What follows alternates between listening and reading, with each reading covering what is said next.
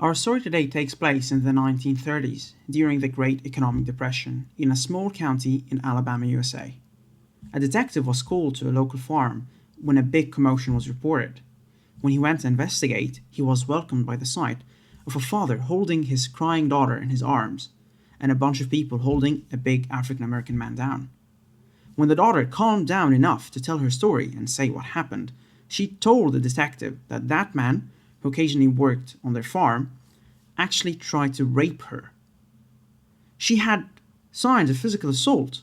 The family easily corroborated her story, and it all seemed to point to the man as the prime suspect. It didn't take much more to arrest the man, charge him, and after a quick trial, a judge and jury did not have any problem finding the man guilty and sentencing him to death. The thing is, the man didn't do it. Later, after a bunch of time, the detective was called back onto the same farm due to reports of violence and shouting. And with further investigations, he actually found out that the daughter was abused by her father.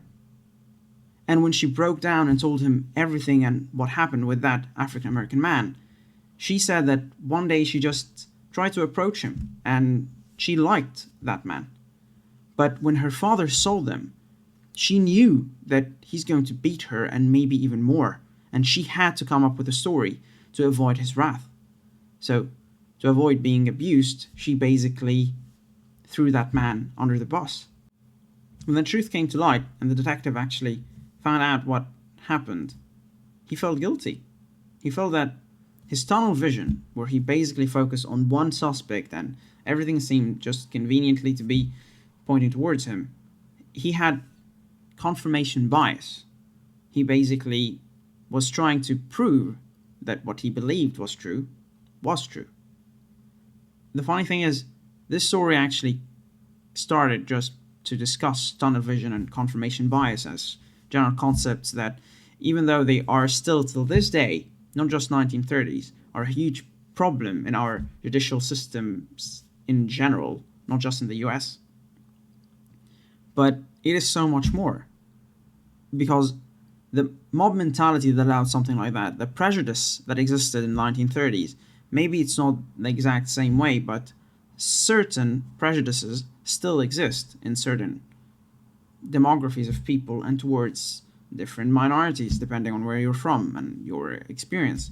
And there's always going to be this sort of bias, this sort of inhibition towards certain minorities.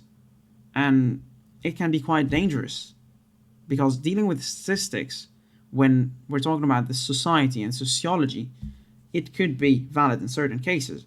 But whenever we apply it to individuals that we do not know their background, we do not know their personality and their choices, more times than not, this can lead to injustice. And so this story, which was heavily inspired by To Kill a Mockingbird, a novel by Harper Lee, and it is considered one of the most influential American novels of all time, for a good reason.